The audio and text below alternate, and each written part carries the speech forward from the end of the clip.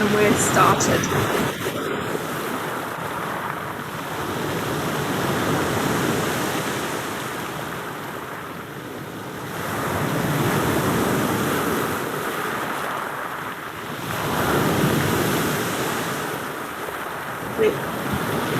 Will, you might want to take your camera off.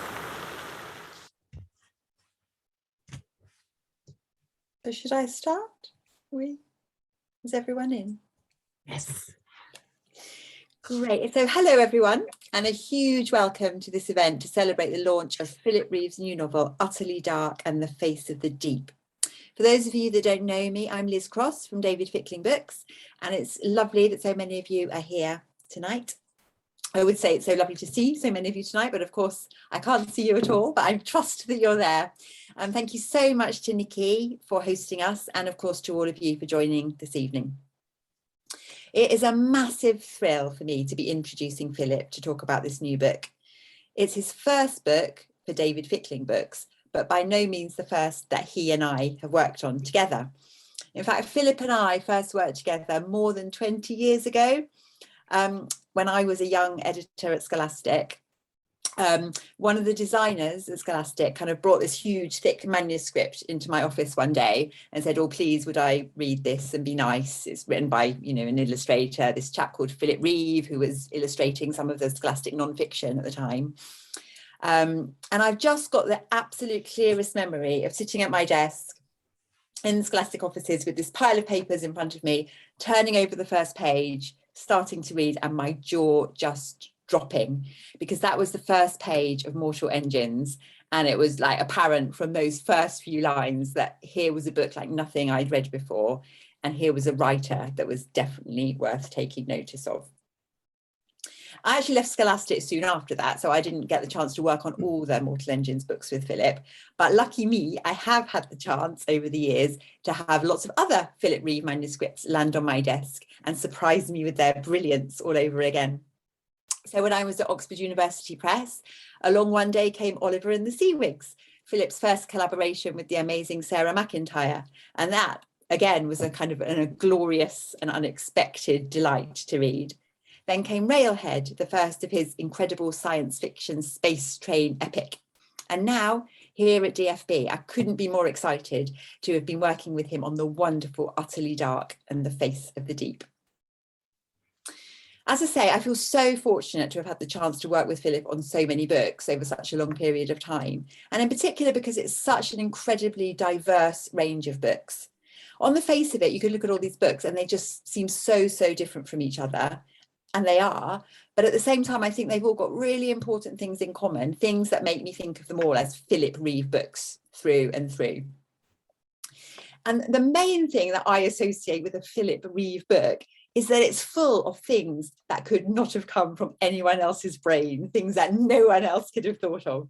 From the traction cities of Mortal Engines to the scarily sentient cakes in Cakes in Space and those intergalactic trains in Railhead, Philip just has this incredibly original way of conjuring things up, pulling things together, combining things in unexpected ways, and just conjuring up the most startlingly original settings and events.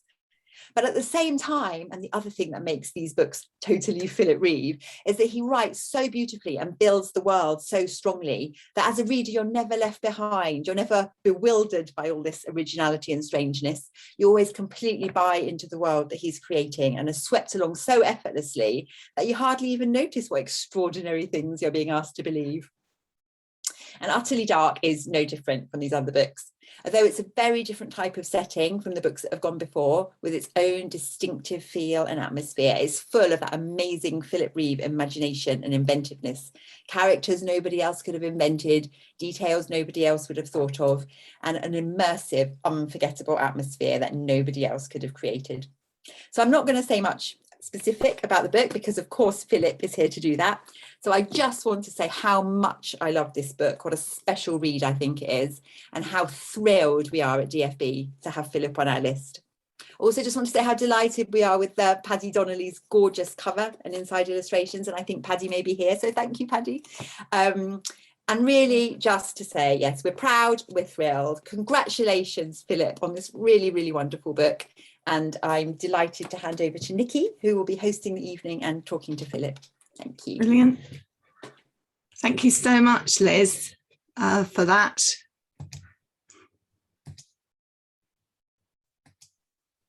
Yep, thank you, Liz. That was, yes. It's a pleasure to be working with you again. So before we do start, though, talking about the book, a few housekeeping issues for everybody, first of all. This evening, we're going to be talking for about 45 minutes, 35 to 45 minutes, and there will be an opportunity for question and answer.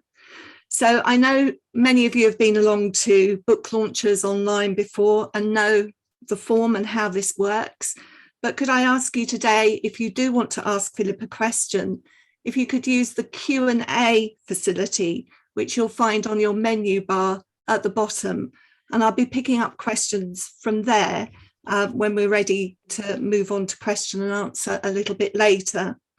By all means, use the chat facility. I can see that you have been doing. We've had people introducing themselves from all around the globe. So please do use that Q&A facility to talk to each other. But the raise hand option we won't be using today. So don't use the raise hand to ask your questions. The only other bit of housekeeping before I introduce Philip is to say that he has very kindly hand-signed and doodled, drawn, illustrated on the title page of 2 books. And we're going to be giving those away at the end of tonight's talk. Just to let you know, we drew those just before coming into the webinar room, and Philip will announce the winners of that as we get to the end of the session.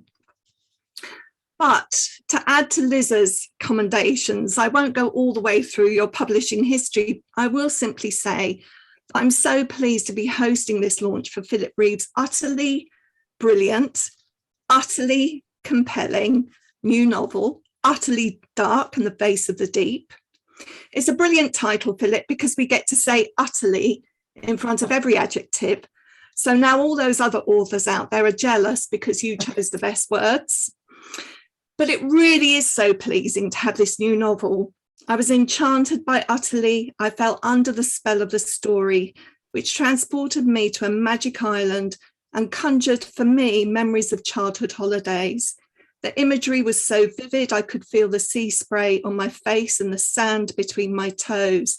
Magic felt ancient, arising from the landscape and the seascape as the best magic does, and utterly believable.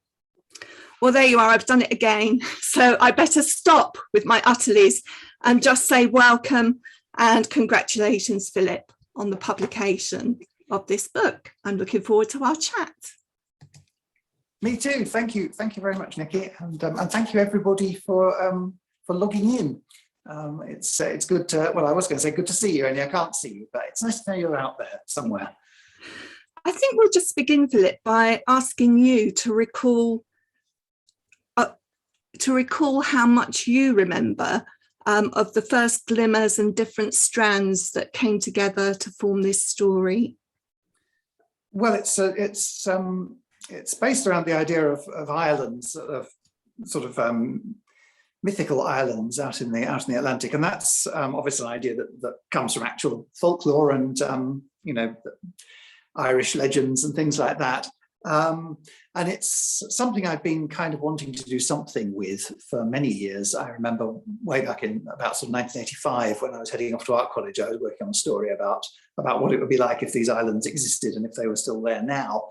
And it's something I've gone back to over the years a few times. It sort of crops up a little bit in the Mortal Engines books, and it forms the basis, of course, of Oliver and the Seawigs. My first book with Sarah McIntyre, that was that evolved out of another attempt that I've made to write about magical islands.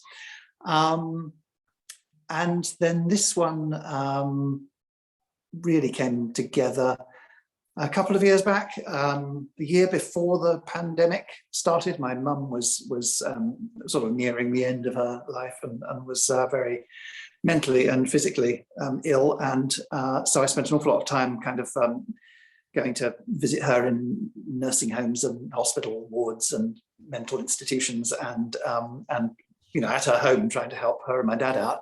And it didn't leave a lot of time for writing, but also it left a lot of time for being quite bored, because quite often there wasn't anything going on. I just had to sort of sit there while she was asleep or something. So I started writing things in one of these little notebooks. I've got piles and piles of these things, and I just started sort of jotting down ideas, and it all sort of started to focus in on the idea of these imaginary islands, the Autumn Isles, I decided they were called, and Wild Sea. That's pretty much the first thing it says in this notebook is the sea, and then the second thing is the watcher on Wild Sea. So that was a phrase that came up, and then I thought I had to work out what he was and what he was watching for, basically. So there was lots of things all sort of came together for a long time, and I obviously not having very long periods to write in, I was kind of jotting down little short bits, and sort of a paragraph or two at a time in this notebook, and it kind of gradually turned into a story. Slowly started to take shape, and eventually it started to get a bit gothic. I decided it was sort of a gothic novel with a young man kind of coming home to his ancestral pile, and having to very reluctantly take up his family duty. And then he discovered he had an unexpected niece, or a ward, that his dead brother, who he's replacing, has adopted this girl who's washed up on the shore. And I decided, because I've been calling the thing Utterly Dark, because it was utterly dark and depressing. And then I thought, well, that could be her name. So so she became Utterly Dark. And then I don't really know very many children at the moment. There was a time a few years back when my son was a child, and the kids were running in and out the house all the time. So I was kind of quite aware of them and their little ways. But now he's a hulking adult. I don't really meet kids anymore. The only child I know is my unexpected niece, Aretha, who I met for the first time 3 or 4 years ago when she was about 10. And she's lovely and sunny and chipper and bright and curious. And so I just sort of put her into the book as Utterly Dark. And at that point it changed. It was like sort of alchemy. Suddenly the whole mood of it altered. And although it still has this sort of gothic structure where it's basically a sort of series of very, very strange events go on, gradually building in intensity until you get this sort of great cathartic thing in a storm at the end. But it stopped being quite so depressing, because Utterly wouldn't let it be depressing, because she's too much fun. So at that point it kind of turned into something that I could imagine myself actually finishing and publishing, and maybe somebody wanting to read. Really interesting. Interesting that you started with Will Dark. We'll come back to him in a little while, but I found him very, very compelling character. And as you say, you started the story there. But let's move into your first reading, which is really one which involves Utterly. Yeah, this is from very early on in the book. Utterly's ward, Andrew Dark, the watcher on Wild Sea, has been drowned just before the book starts. And he's accidentally drowned down on the beach. And there's a funeral, and afterwards Utterly thinks this. Everyone Utterly knew was frightened of the sea. That was why there were no harbours on the western shores of Wild Sea, no fishing fleet to be seen in Gorm's Bight or Belfriars Bay, and no one throwing in lines or crab pots to catch the crabs and lobsters which thronged there. That was why people lowered their voices when they talked about the sea. That was why none of the cottages in Marazee had windows on the seaward side. That was why you seldom saw anyone strolling on the beach. Most people tried not even to look at the sea. And when they did, they just cast nervous glances at it, as though it were a big, fierce animal that might pounce on them at any moment. And they were right, thought Utterly. The sea was a big, fierce animal, but big, fierce animals could be beautiful, couldn't they? She loved the way the great waves moved under the surface of the sea, like muscles flexing beneath its chameleon skin. She loved the way it twinkled so merrily on sunny days and raged so furiously on winter ones.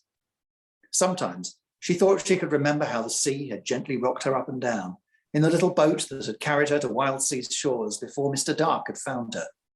She thought the sea remembered that too, because sometimes she sensed it watching her, and sometimes if she woke at night, she would lie in bed and listen to the waves whispering, hush, hush, hush, against the shore, and let her own breathing fall into the rhythm of it until the sea sang her back to sleep. She wished she could explain those things to the grown-ups. She thought it sad they were so fearful of the sea. If they could not even bring themselves to look at it, then who would take over Mr. Dark's duties? Because now that Mr. Dark was dead, someone would have to take his place. Someone had to be the watcher on Wildsea. Mm. Now, the watcher is supposed to be a man, but we've already know that Will Dark doesn't want to come back to fulfill this duty. So Utterly's the kind of character who is willing to step into the role and become the temporary watcher. Those people who were, as you were listening to Philip reading, no doubt also if you've read the book, you will have been as entranced as I am by the word imagery of the writing. And it's almost like the book is an ode to the sea. There are many, many passages that I could pick out. There's one in a chapter called Beachcombing. By dawn, the wind had died away, and the cloudless sky was stained with the same innocent pink as the insides of the shells which the storm had scattered all along the beaches, broad mirrors of wet sand revealed by the retreating tide, filled and shone with the reflection of it. Lots of these wonderful poetic passages about the sea. And as I was reading, I could not only imagine the characters walking and beachcombing and observing the sea, I could feel myself doing it, but I could also imagine you doing it as well, Philip. So I wondered whether this was part of your writing process. Yeah, definitely. I mean, it's partly a sort of a memory thing, because I spent a lot of time as a child on beaches. Well, throughout my life, my parents always loved kind of wild places, Cornwall and Wales and Scotland, and so we spent a lot of time travelling in these kind of areas. So I had a lot of kind of happy beach memories to draw on. And then when I'd sort of written a rough first draft of the book, I took myself on a day trip down to Bude in Cornwall, which is the nearest kind of wild beach that I can confidently drive to, because I'm not very good at driving. And it's a very long beach, and the tide goes out quite a long way, so you can walk for miles and miles up the sand. So I did that. In the morning, I walked all the way up the sand from Bude to sort of up towards Morwenstow, which is a good 4 or 5 miles probably. And it was lovely sunshine, and the tide was way out. And then in the afternoon, the clouds came in, and it started raining. I walked back over the cliffs because the tide had come in. So it was like sort of 2 days in one. And all the way, I had another little brown notebook with me, and I made lots of notes and did little bits of writing. I sort of sat on rocks and wrote little sentences and paragraphs and things, some of which have made it into the finished book. And a lot of the sort of images I noticed, just sort of little details about the colour of the sea, or the way a clump of mussels looks, or you sort of try and look for similes and metaphors in the landscape. We look at some detail of the rocks and think, what is it like? What can you compare it to? And some of those things did make it into the book. So it was a bit like beachcombing, really. It was a sort of beachcombing trip. I was picking up ideas and images and sticking them in the notebook. Beachcombing with words. And what's really great is that these are not extensive passages of description. We'd look at 4 or 5 lines, and it just creates an image that is so original. There's no easy cliche in there, and it's simply beautiful. So if you haven't read it already, not only is it a great story, but it's beautiful writing too. I think maybe you need to introduce us to Wildsea, though. Should we have a look at Paddy's map? Yes. And you can tell us a bit more about your world. Right. So this is there it is. This is Paddy's version of the sketch map that I worked from while I was writing. And I kind of I think people think when you're writing a imaginary world that you kind of do the map first and then tell set the story in it.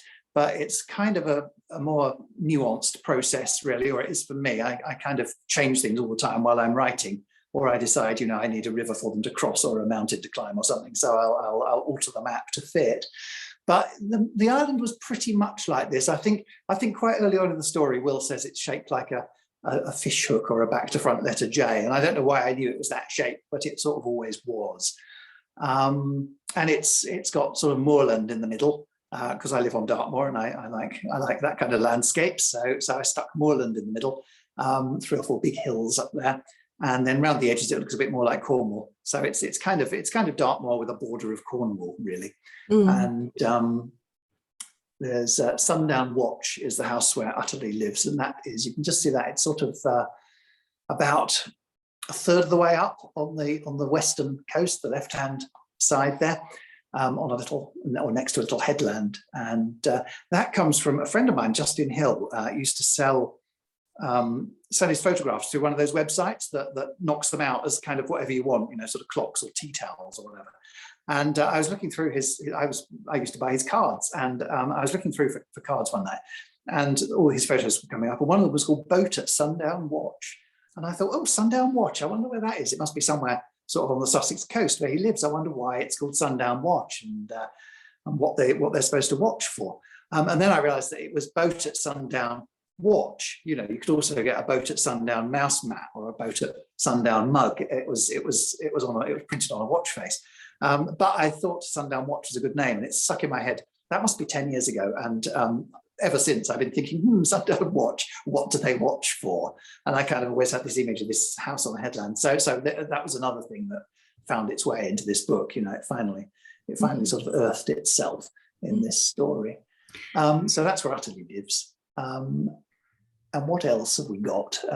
Well, you can sort of see, it's got all the sort of things you want in an island story, I hope. There's some sand dunes and a sort of a jungly undercliff bit where a sea witch lives, and lots of rocks and cliffs.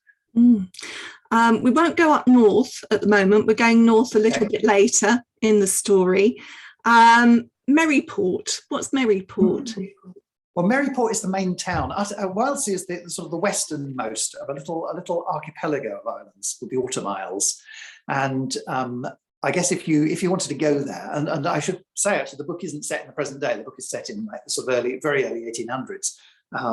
So if you want to go there, you have to get a sailing ship basically from Falmouth or somewhere, and it would take you out past the Scillies, and you'd probably touch at one of the other Autumn Isles like Lamontagne or Finnery, and then you might have to transfer to a smaller and grubbier ship, and that would take you to Merryport, which is the main harbour of Wildsea. And all the actual harbours of Wildsea are on the east coast, because people on the west coast, as you just heard in the reading, are scared of the sea.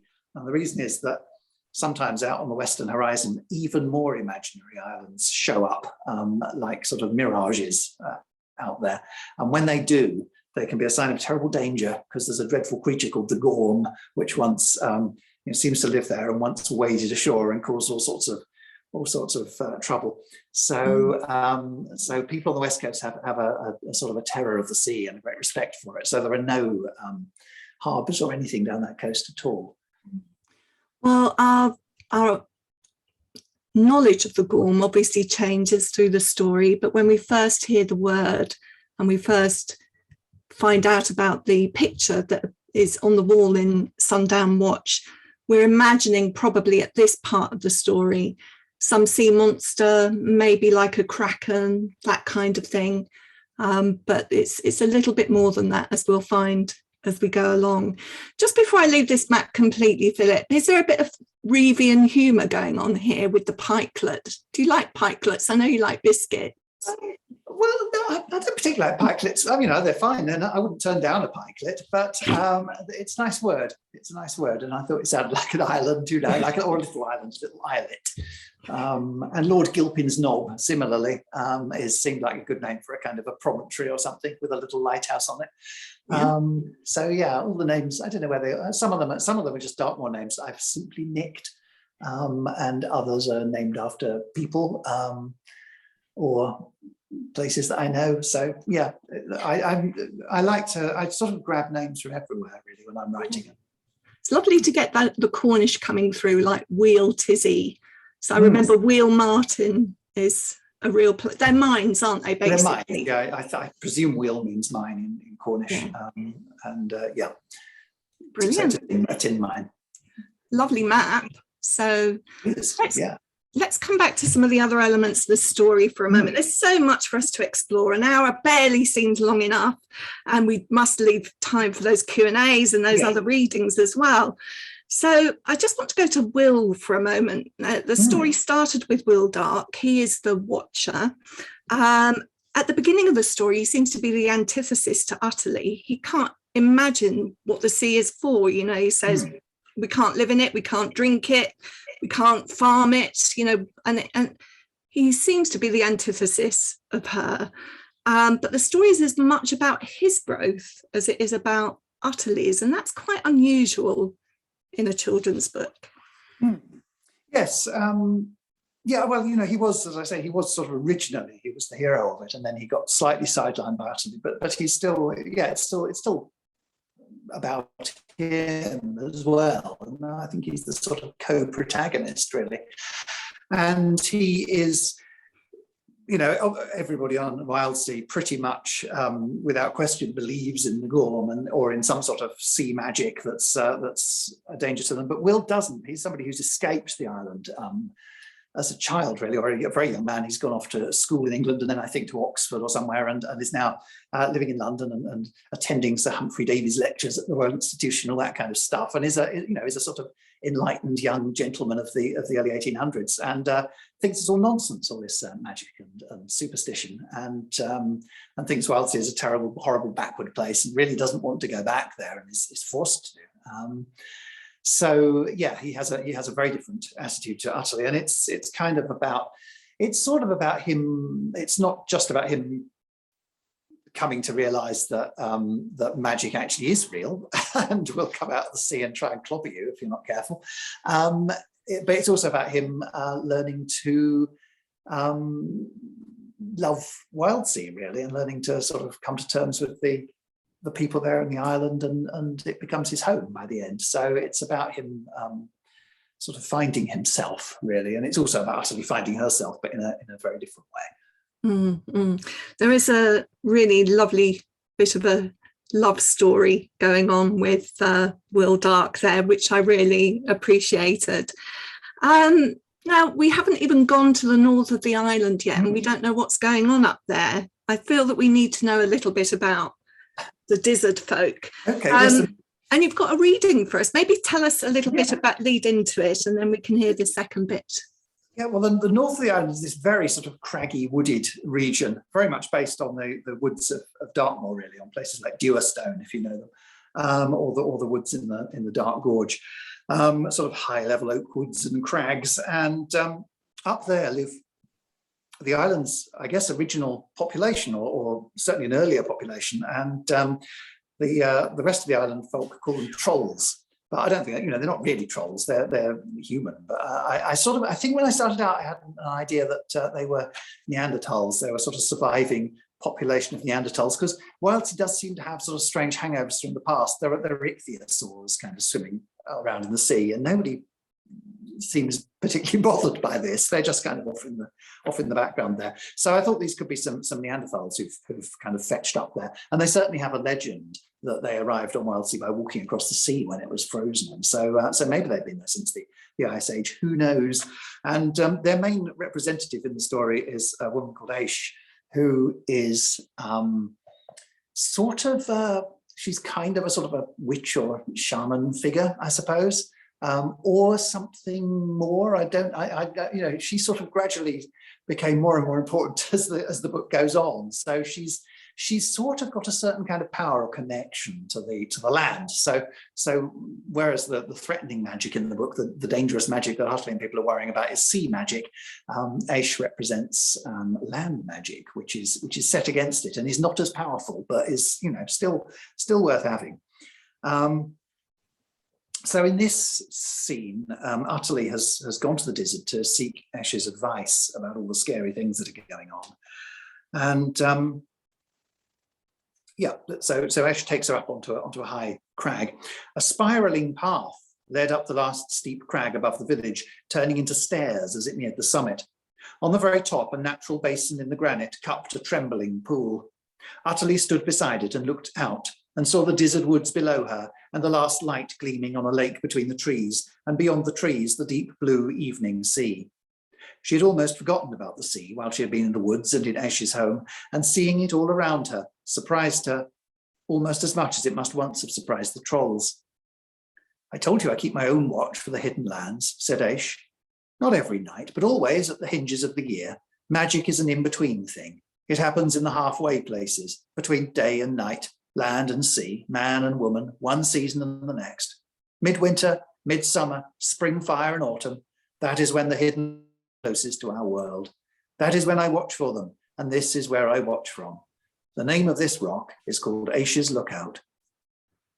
They sat beside the pool and watched the daylight fade. "Way back along," said Ash, "when the people who came here across the ice had got used to living here, they began to notice the hidden lands. Seen across the sea at sundown, they looked like fine country, better than wild sea. They began to make offerings to the Gorm in the hope that she would come and take them to her islands. They set standing stones upon the headland and lit fires for her, and the Gorm was flattered. She came to the sea's edge as a pretty woman and grew tipsy on their love and worship, for she is a vain old thing. But she is temperamental too, and somehow they offended her, did not bow low enough perhaps, or lit too small a fire. So she put on a more monstrous form and came storming and raging to sweep them all into the deep. All their towns were washed away, and half my woods too."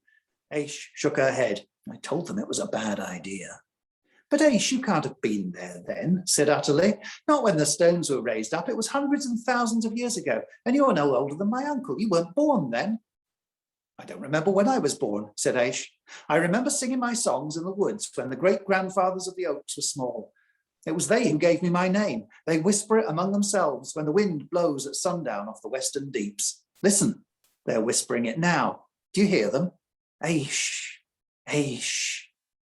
Utterly laughed, because it was simplest to assume that she was teasing, but it was not funny to think of the poor trolls of old being drowned and trampled over. She shivered. "Ash," she asked, "what does the Gorm want?" "I don't know if she wants anything exactly," said Ash. "The Gorm is the sea, and the sea is the Gorm. She is the power that dwells in the western deeps. She has her rages and her times of gentleness. Many times she has come to trouble Wild Sea and scour away the things that folk have built here. That time John Dark met her and drove her back into the sea was just the latest. She has been slumbering since then, but it seems to me she is waking now." "Why?" asked Utterly. "What has woken her?" "I do not know, but she takes an interest in you, Utterly Dark.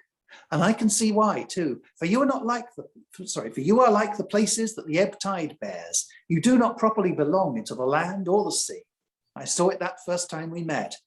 It is unusual, for the war between the sea and the land is the oldest war in the world, and most things are on one side or the other. Perhaps the Gorm wonders if you are part of our world or hers." Well, as you were reading, Philip, can I just say that lots of messages were popping up in the chat saying how people appreciated how well you read your own work, but also appreciating the rhythms and the cadences of the prose. You talked you talked as you set up that passage for us about the land magic and the sea magic.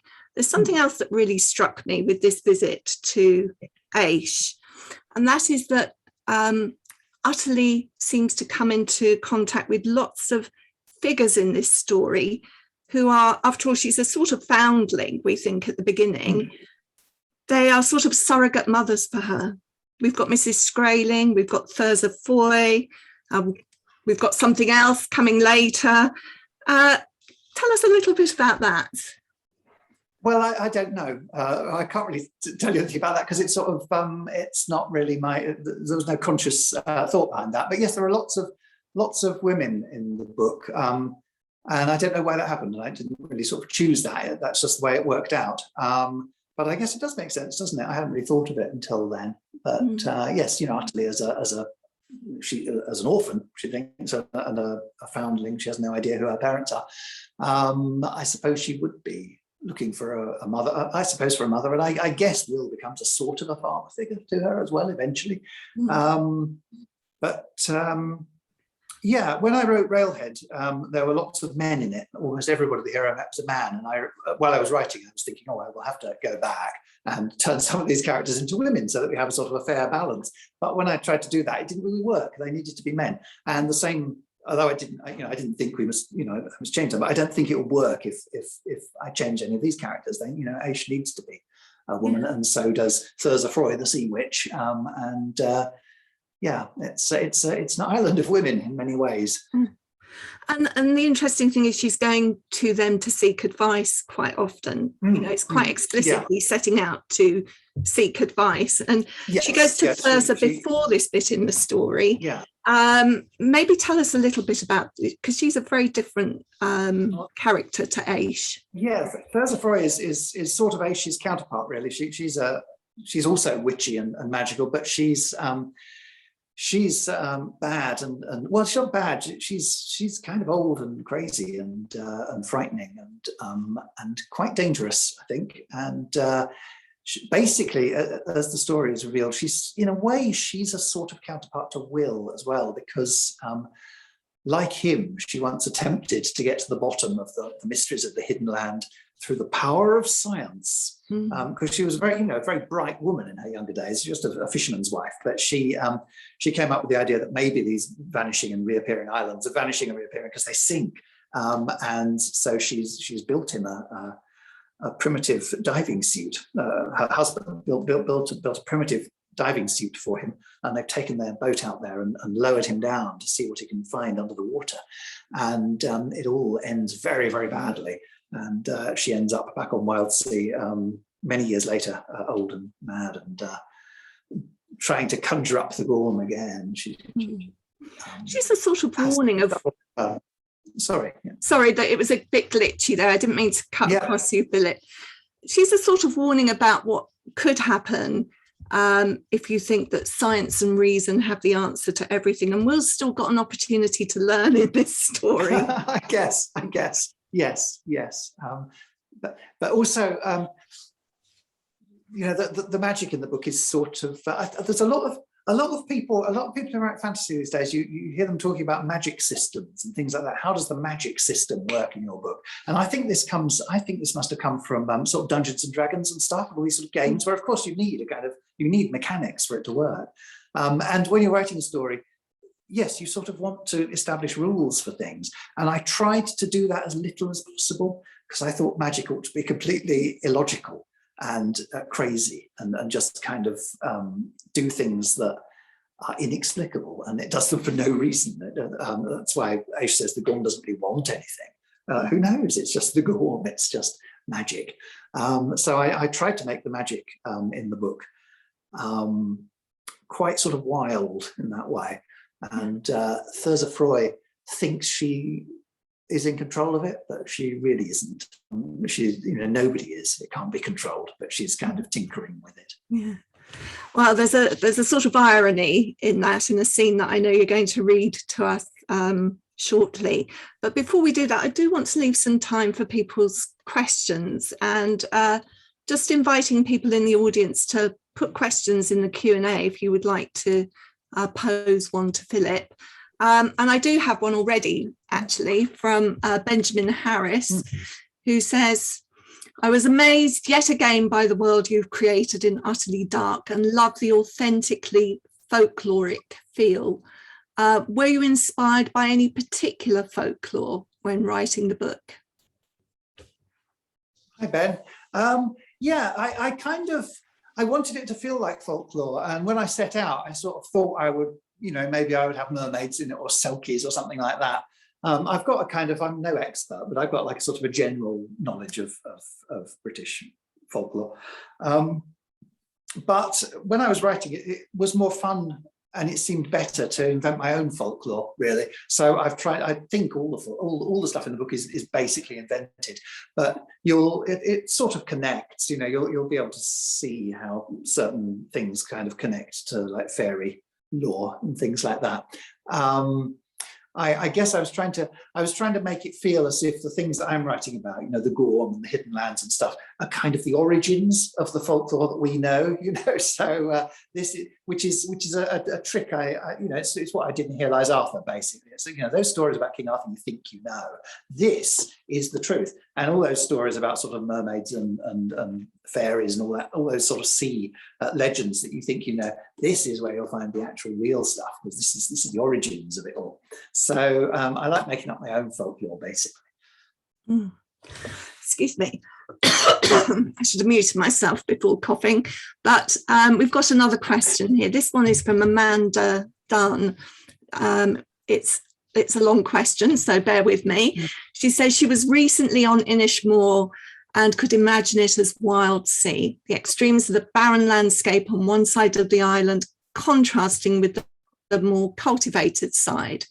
Any chance you were inspired by the Aran Islands? The island is almost a monument to pre-Christian times. The character of Aish seemed quite Irish, pagan, druid, perhaps. And then congratulations, it's a wonderful book. Oh, thank you, Amanda.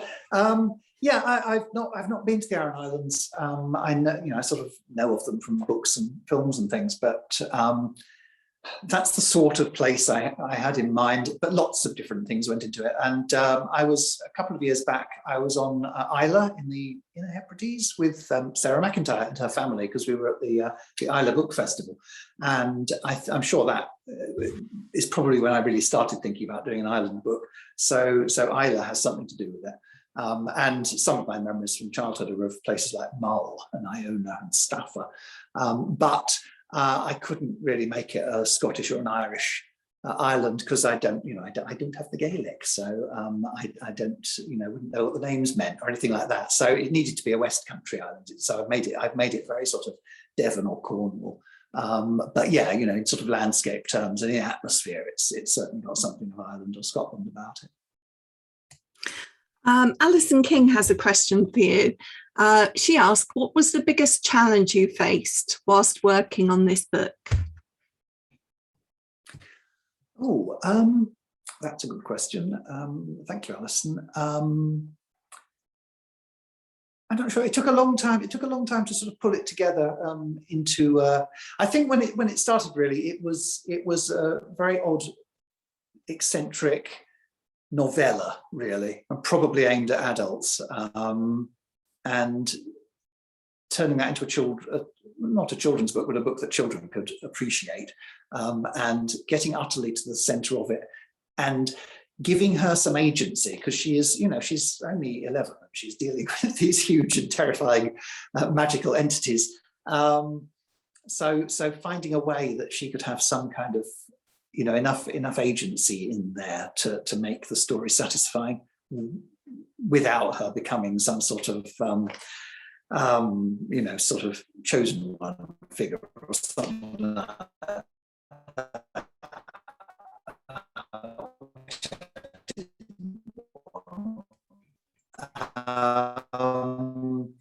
That was, if you've read the proof, almost totally. Just before that went to press, I stayed up all night bagging out a new version, and then of course it was full of errors, so I had to go back and fix them all. But the hot off the word processor version is what you've read if you've read the proof. Yeah, I think I had a much more sort of action-packed climax originally, and then I realised it didn't need to be that at all. It needed to be much more about Utterly's feelings and things. So yeah, it was just finding a way to put Utterly right at the centre of the story, I think, was the biggest challenge. Okay, we've got another question here from Nikki Rosengarten. She says, not wanting to give anything away, this is a Gorm question. Where do you draw on for the sheer passionate entrapment style relationship with Utterly? It's incredible how Utterly manages the Gorm with such wisdom and calm. Well, that's good. I don't know. You know, I always think that people always say, where do your ideas come from? What's your thinking? But the good ideas, I don't know where they come from, and there is no actual thinking involved. You know, they're just sort of they either are things that bubble up from my subconscious somewhere, or they emerge out of the story while you're writing.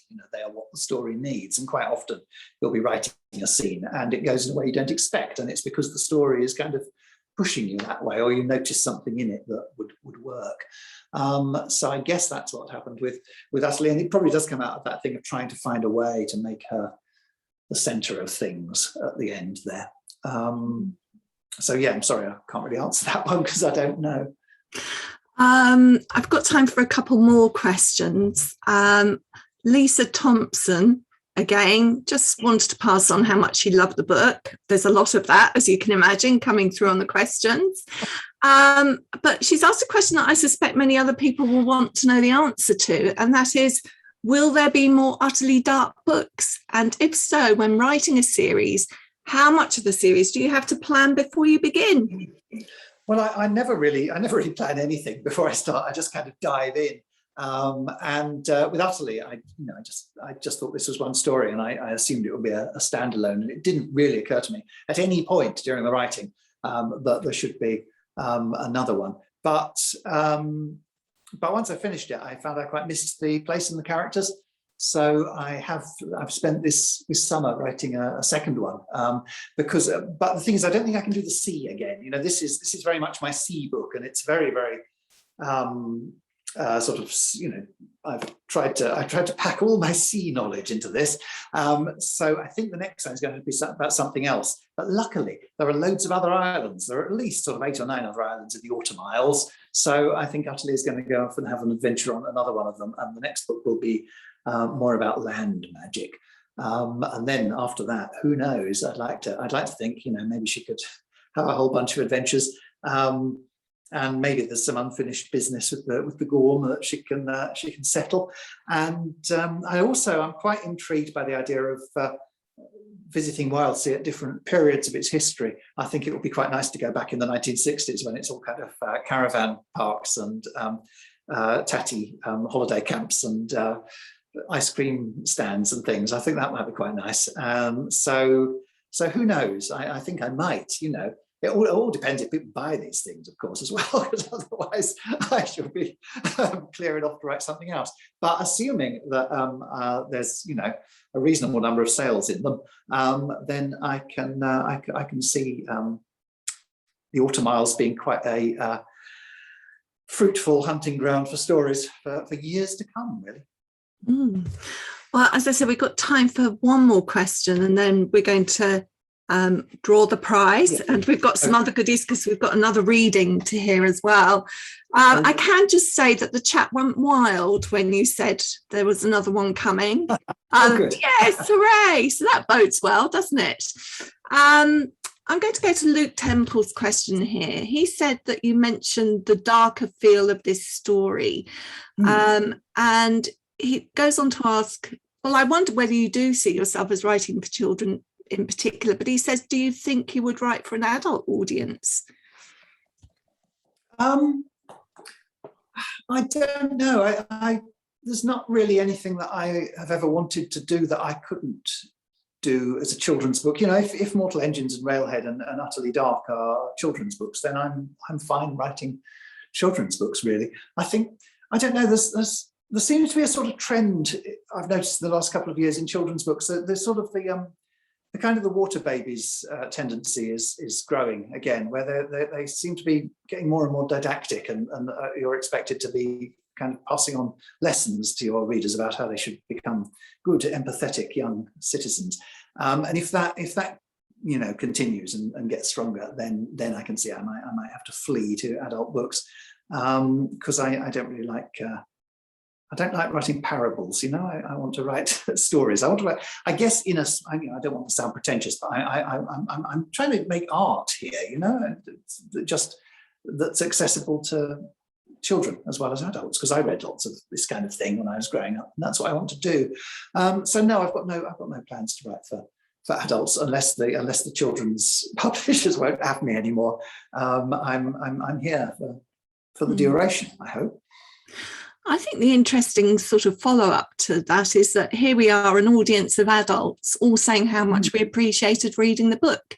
So you sort of are writing for adults as well as children. I think of it it's strange, you know, if you think about films, has always been this acceptance that you have family films, which can be appreciated by everybody, basically, you know, and that's what I think I'm writing. Really, I'm writing sort of, you know, you or 15 certificate, or no, what's the middle one? A, I guess. You know, I'm you know, there's not any sort of scenes of great horror or gore or anything in this, but I hope it's quietly disturbing in its own way, and then you know, eventually consoling, or you know, there's some sort of happy ending is applied, which I think you probably need to do if you're writing for children.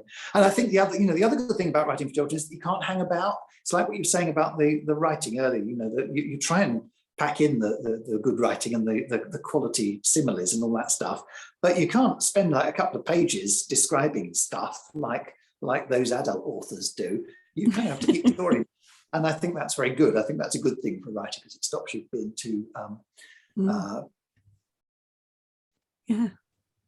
We won't have time for any more questions. People may want to put things in the chat and continue to put things in the chat, which I will print off at the end of this evening's event, and I'll send to Philip so you can see your comments and thoughts and questions.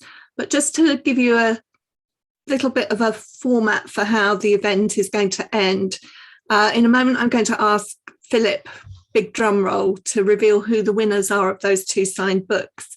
Then we're going to go into a third reading, and there won't be any talk from me really after that, other than to give the thanks.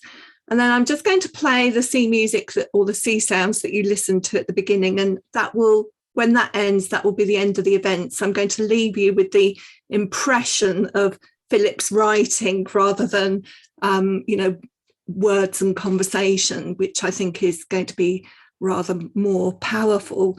So Philip, I haven't got a drum, but I can do this. Okay. So we have 2 winners. Would you like to announce them? I would. The winners are Jane Truran and Lizzie Ryder. So I need to know if Jane, because we only give the prizes to people who are at the event and are at the event at the end.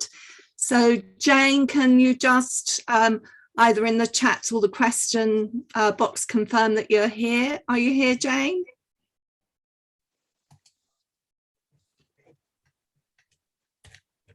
And Lizzie, are you here? I can't, could you just signal in the question box if you're here, Jane and Lizzie? Just a yes is enough. Jane Truran is here. Hooray. Lizzie Ryder, are you here? Either in the chat or in the question box will be fine. If not, we're going to go to the substitute winner. Last call, Lizzie, are you there? I can't see her here. So who's next on the list then, Philip? Next on the list is Rachel Rogan. Rachel Rogan, if you're there, please put your name in the question box or in the chat so that we know that you are here. If not, they've all gone home. Last one then. If not, I'm having it, everybody. I'm having it. No, we will pick somebody else if not. Last one, Philip. The last one is Anne Cowling. Anne Cowling. So Anne, are you here? Oh.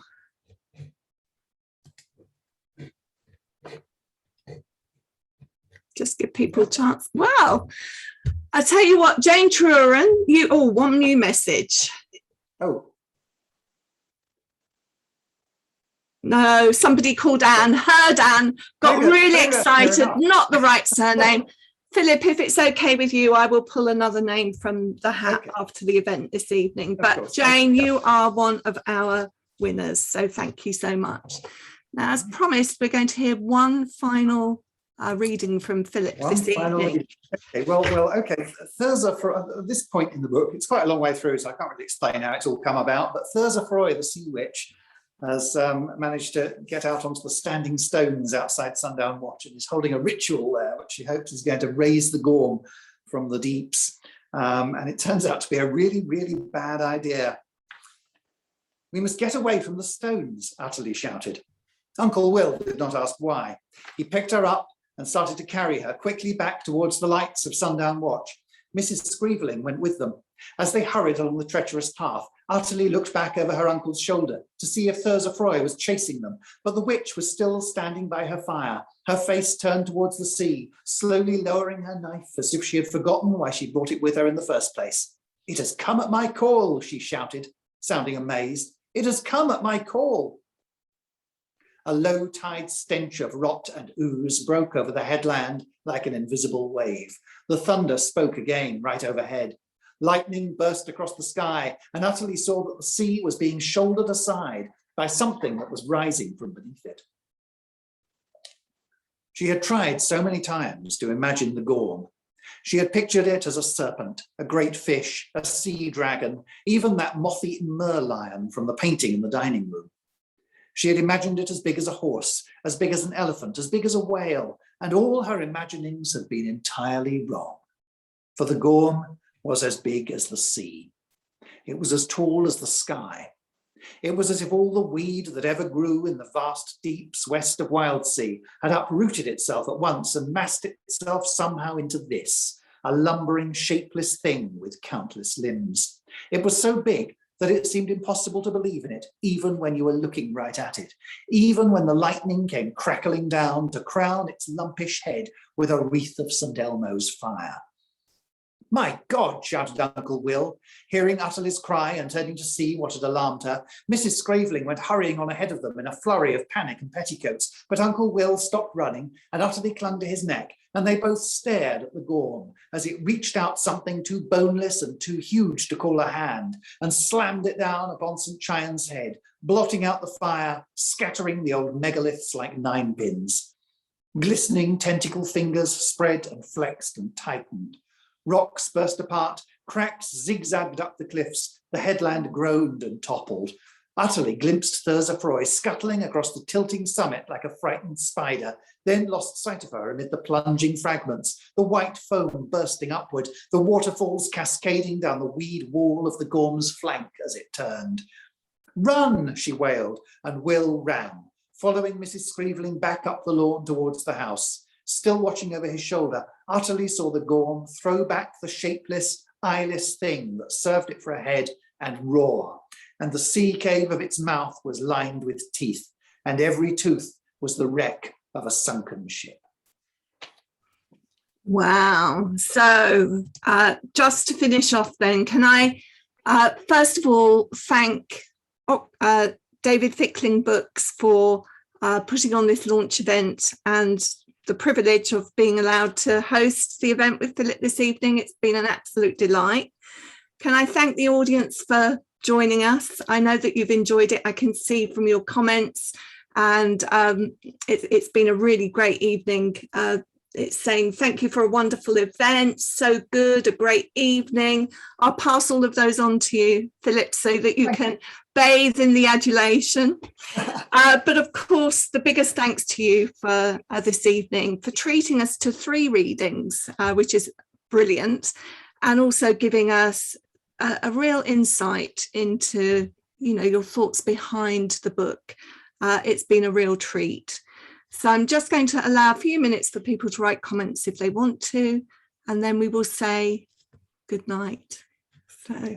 And Nikki, thank you very much indeed for chairing it all so well, because you were much more eloquent than I could have been. And thank you for doing it so well. Oh, you're kind. Too kind. Here we